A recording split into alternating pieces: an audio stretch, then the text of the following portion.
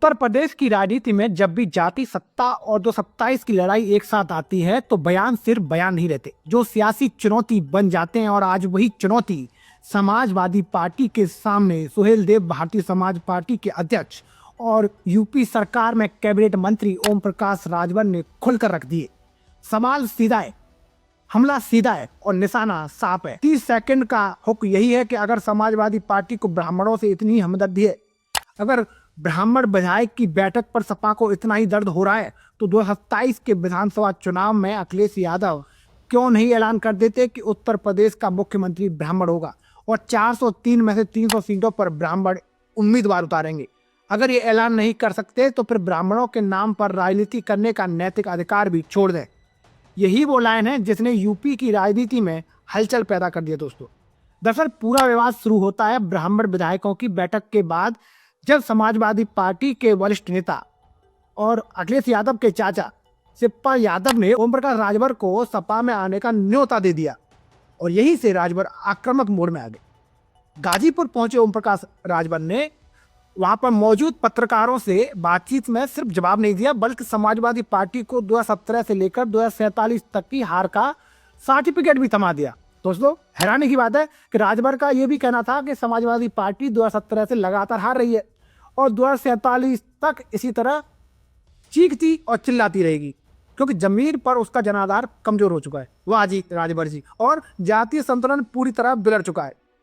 दोस्तों, आपको हैरानी होगी कि राजभर ने दावा यह भी किया है कि आगामी चुनाव में गाजीपुर की सभी सीटें उनकी गठबंधन सरकार जीतेगी। गजब।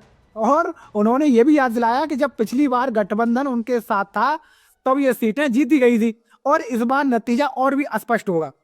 ओम प्रकाश राजभर सिर्फ यूपी तक सीमित नहीं है दोस्तों, बल्कि उन्होंने बिहार का उदाहरण देकर समाजवादी पार्टी की राजनीति को जंगल राज से जोड़ दिया।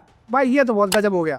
उन्होंने कहा कि भाई जैसे बिहार में लंबे समय तक जंगल राज, वैसे ही यूपी भी गुंडा राज था। माफ कीजिएगा, उनका यह कहना था कि यूपी में भी गुंडा राज था और जब तक ऐसे शासन रहे तब तक विकास संभव नहीं था। गजब। और राजभर ने कहा कि भाई बिहार में पहले बिजली के पोल तो थे लेकिन तार नहीं थे, गांव में अंधेरा तो था, रंगधारी आम थी और अपराध रोज की बात थी, लेकिन जब बदलाव आया तो गाँव में बिजली पहुंची, ऊंची इमारतें बन गई, सड़कों का जाल बिछा और गुंडागर्दी खत्म हो गई। गजब। इसलिए जनता ने बदलाव को चुना और यही बदलाव यूपी में भी हो सकता है। एक बार नहीं बल्कि 2 बार जनता 2027 में भी वही दोहराएगी। दोस्तों, समाजवादी पार्टी पर सीधा हमला करते हुए राजभर ने कहा कि बीजेपी ने 500 साल के संघर्ष के बाद राम मंदिर बनवाया और हजारों ब्राह्मणों को रोजगार दिया, लेकिन समाजवादी पार्टी की 4 बार सरकार रही और उन्होंने कौन सा मंदिर बनवाया, कौन सा ऐतिहासिक काम किया और ब्राह्मणों को कौन सा रोजगार दिया।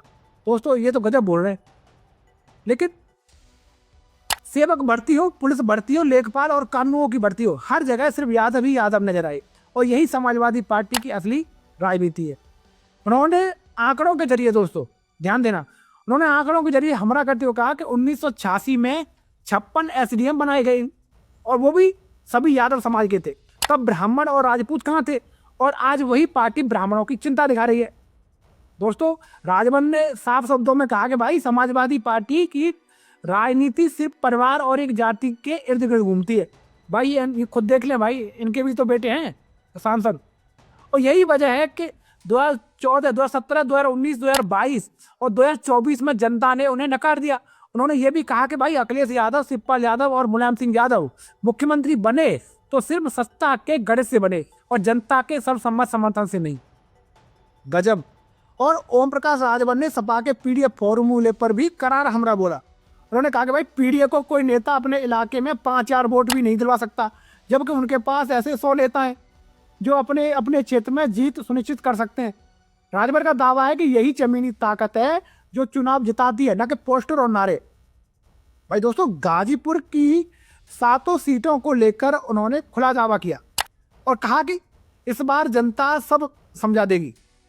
पंचायत चुनाव और एसआईआर में वोट लिस्ट के मुद्दे पर भी राजभर ने तंज कसते हुए कहा इसमें किसी सरकार की नहीं बल्कि गांव वालों की गलती है, क्योंकि जब बीएलओ घर आता है तो लोग बकरी और भैंस चराने चले जाते हैं और बाद में शिकायत करते हैं भाई। और ओम प्रकाश राजभर का ये बयान सिर्फ समाजवादी पार्टी पर हमला नहीं दोस्तों, बल्कि 2027 के चुनावी रण का शंखनाद है, जिसमें जाति संतुलन और विकास बनाम जंगलराज, मंदिर बनाम प्रतीकात्मक राजनीति और संगठन की ताकत बनाम परिवारवाद जैसे मुद्दे दोस्तों, और इन मामलों पर ये खुलकर सामने आ रहे हैं। और ये बयान साफ संकेत था कि एनडीए के सहयोगी अब रक्षात्मक नहीं बल्कि आक्रामक राजनीति के मूड में है और समाजवादी पार्टी के हर दाव का जवाब उसी की भाषा में देने को तैयार है। अब सवाल ये है कि भाई समाजवादी पार्टी इस चुनौती का जवाब ऐलान से देगी या फिर बयानबाजी तक ही सीमित रहेगी। और सबसे बड़ा सवाल ये है दोस्तों कि 2027 में उत्तर प्रदेश की राजनीति जाति भावनाओं पर चलेगी या विकास और स्थिरता के एजेंडे पर, क्योंकि ओम प्रकाश राजभर ने तो अपना स्टैंड क्लियर कर दिया है कि भाई 2017 से हार रहा है, कि जो 2017 से हार रहा है वो 2047 तक सिर्फ बयान ही देगा, सत्ता नहीं। अब सवाल सिर्फ ओम प्रकाश राजभर के बयान का नहीं है, सवाल उस राजनीति का है जो उत्तर प्रदेश में अगले 2 साल में तय होने वाली है। राजभर ने समाजवादी पार्टी के सामने जो चुनौती रखी है वो सिर्फ ब्राह्मणों को लेकर नहीं है दोस्तों, बल्कि सपा की पूरी सियासी सोच पर सवाल है।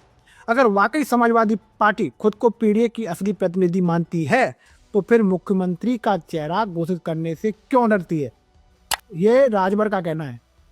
और उम्मीदवारों की जातीय हिस्सेदारी बताने से क्यों बचती है और हर चुनाव में हार के बाद भी आत्ममंथन करने को तैयार क्यों नहीं होती। दोस्तों, राजभर का हमला इसलिए भी भारी है क्योंकि वो सत्ता के भीतर बैठकर बोल रहे हैं और जमीन की राजनीति का दावा कर रहे हैं। और 2017 से लेकर 2024 तक की लगातार हार का हवाला देकर उन्होंने सपा को ये बता दिया कि भाई सिर्फ नारों से सत्ता नहीं मिलती, संगठन, समीकरण और भरोसा चाहिए। और राजभर की भाषा भले ही दोस्तों तीखी हो, लेकिन संकेत साफ है कि 2027 में लड़ाई सिर्फ बीजेपी बनाम सपा की नहीं होगी, बल्कि सहयोगियों की ताकत, जातीय संतुलन और विकास बनाम अतीत की राजनीति की होगी। दोस्तों, एक तरफ राम मंदिर, कानून व्यवस्था और विकास का दावा है, तो दूसरी तरफ पीढ़ी और सामाजिक न्याय का नारा। लेकिन दोस्तों, जनता अब नारे नहीं, नतीजे देख रही है। यही वजह है कि राजभर 2047 तक सपा के सिर्फ चिल्लाने की बात कर रहे हैं। यह बयान दरअसल एक सियासी अल्टीमेटम है, या तो समाजवादी पार्टी खुद को बदले, अपने ढांचे को तोड़े और परिवार और जाति से बाहर निकले, या फिर आने वाले चुनावों में सिर्फ प्रेस कॉन्फ्रेंस और बयानबाजी तक सीमित रह जाए। 2027 अब दूर नहीं है और यूपी की राजनीति एक बार फिर उस मोड़ पर खड़ी है जहां फैसला सिर्फ सरकार का नहीं बल्कि पूरे राजनीतिक मॉडल का होगा। तो दोस्तों, मैं था आपके साथ मुकेश उपाध्याय और आप देख रहे हैं भारत टाइम्स न्यूज। अगर आपको ये हमारी जानकारी अच्छी लगी हो तो कमेंट बॉक्स में जरूर बताएं। जय हिंद, जय भारत।